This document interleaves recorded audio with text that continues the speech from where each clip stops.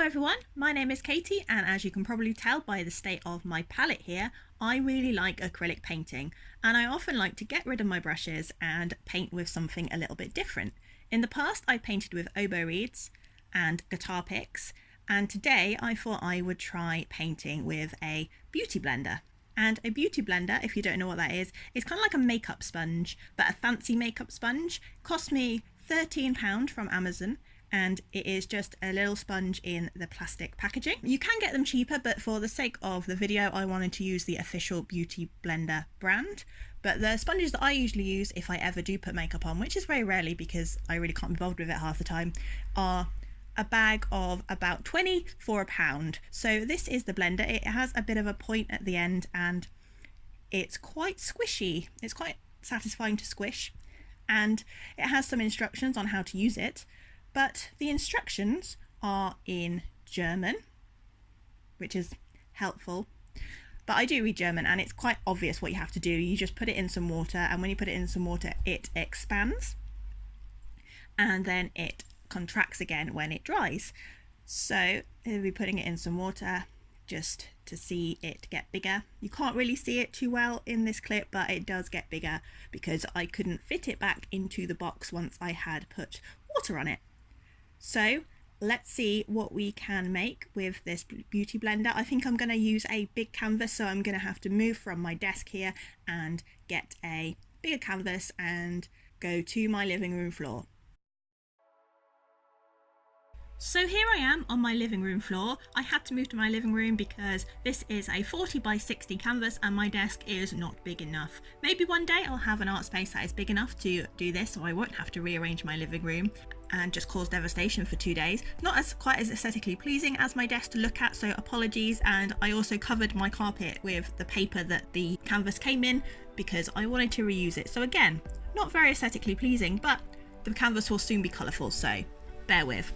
So for this painting I drew out the design first in colour pencil, just lightly, just to rough out where I was going to put all of my paint.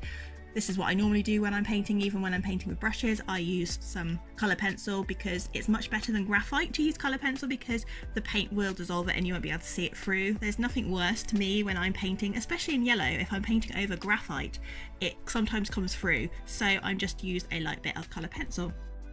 So I'm starting off with the background, and this was quite easy. The background blended quite nicely. It was quite nice to blend the blues in. That wasn't a problem. The problem was the jellyfish. This was a bit of a struggle because this blender works best when it's soaked, because that's what makes it expand, and that's fine probably for foundation, although I wouldn't have thought you'd want quite a wet sponge to put on foundation. It's fine for foundation, but acrylic paint you shouldn't really water down. So it was really quite a struggle. I had to make sure every time I cleaned the blender, every time I put it in water, that I dried it thoroughly, because otherwise it would water the paint down and it would muddy it and it just would be a bit of a mess. I'm not a very patient person, so this was struggle number one. Struggle number two was waiting for the layers of paint to dry before I went in again with the blender. Well, this was kind of a bit hit and miss, because obviously when you want to blend paint, you want to blend wet on wet. Sometimes, even with acrylic, you want to blend wet and wet, so the blend is nice and even, and that especially worked well for the background, but not so well for the jellyfish, especially the tentacles. So I did have to make myself wait for paint to dry, and this is a problem that I have when I'm using brushes as well. It wasn't just in this project because I was just excited to try it. I'm just very impatient when I'm painting, and it is a really big struggle. So not only did I have to let the blender dry, I had to let the paint dry before going over the top. And this was particularly true when you're using like a sponge-based applicator. Sponge-based applicator. That's what they should definitely rebrand themselves as. It's not a beauty blender, it's a sponge-based applicator. When you're using a sponge-based applicator, it's important to not mix too much together because it does look muddy. So with the water in the blender and me not always letting the paint dry, it does look muddy a little bit in certain places at certain points, especially at the moment. As you can see, the yellow of the jellyfish isn't as yellow as I would want it to be. I do manage to fix that later on because I was patient sometimes and I let the paint dry, but it was quite difficult. This was quite a difficult challenge anyway. I thought, because this is a applicator that is specifically designed for blending, I thought, oh, it would be great to paint with this. This will make a great painting. This will be really fun. No. Well, it was fun. It was good to challenge myself, and I really like the result at the end. You just have to wait. It does get better, I promise. It was a real challenge for me, this piece, and I kind of had two different techniques of application. I did do a little bit of research on how the Beauty Blender should work, and I think when you're blending foundation into your skin, you're supposed to hold it at the point and then blend with the bottom bit, kind of like what I'm doing now, bouncing it on the canvas and blending it like this. This is how you're supposed to blend it on your skin. You don't use the fine point to blend. I think you use that for around your eyes. Don't know, I'm not a beauty guru. I bought it for the painting, but yeah, that was in my research, that was how to use it. So my techniques for using it was to apply it in a stroking way for the background to blend it together, and then use the bottom of it to blend out to the lighter blue, and also in the jellyfish. But when I was doing the tentacles of the jellyfish, the kind of exploding bit of tentacles, not the thin wiggly ones, for the exploding tentacles I used a stippling sort of effect, sort of dabbing and blending it that way rather than fully blending it. I hope you can see what I mean. I'm kind of dabbing the layers on and not blending out fully to kind of give a different texture, because this part of the jellyfish is sort of exploding out of the main body. So the colours that I'm using, I wanted to use a contrasting colour to the blue water, so I used some reds, oranges, yellows, pinks and purples, and I think the colours work really well. And I think the biggest struggle for me was the inside of the jellyfish, and I think that is the worst part, and that is the bit I am least happy with. I mean, at the moment it doesn't look too bad, but by the end it does look muddy, and even though I was using heavier body acrylic paint towards the end of the painting, it did end up looking a little bit too muddy in parts.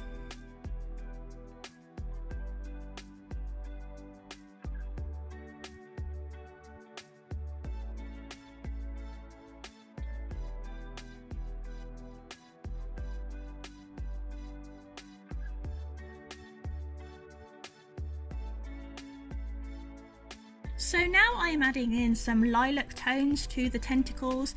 I did this because I wanted to create a smoother balance between the cool blue colours of the ocean and the oranges, reds and pinks in the jellyfish, because although high contrast and contrasting colours can be good, sometimes it can be a little bit too harsh, and I think it ties in the colours really well, and it also looks like the ocean is reflecting into the jellyfish.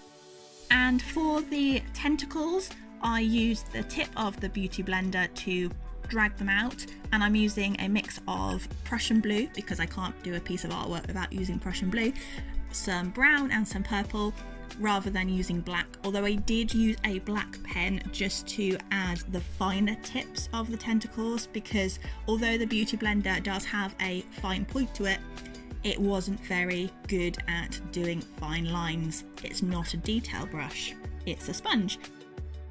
So here I am just doing the tentacles, and I think they work really well because they have the kind of dark contrast to the exploding colour in the middle. And I also added a bit of white gel pen to the outline, especially at the top tentacles and around the body, just to make it pop and glow a little bit more, because jellyfish do have a nice glowing quality to them, and that is what I was trying to achieve. So how did I feel about my experience during this challenge? Well, it certainly was a challenge. Beauty blenders are not made for paint, they are made for foundation, they're made for makeup. I assumed it would be easier than it was because it's got the word blender in it. No, it wasn't easy. It was very difficult. It was very emotional. It was a big struggle. I almost scrapped the painting several times, but I'm glad I didn't. I'm glad I pushed myself. I'm glad I tried it out, and I think you can use the blender to do a background. It was really good for blending the two blues together and to get the stipply kind of effect in the tentacles, but that's as far as I would go. I wouldn't use it again for a whole painting. No. Having said that, I was pleased with how this piece turned out, even though it does look a little bit muddy in places.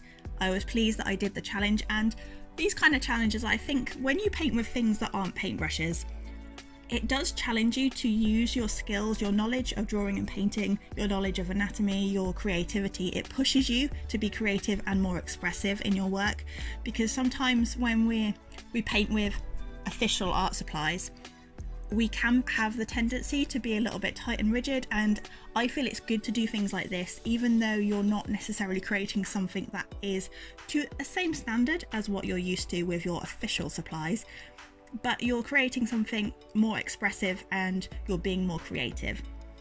So I'm just adding the fine details and coming to the end of the video now. Thank you for watching. Do let me know what's the craziest thing you've ever painted with.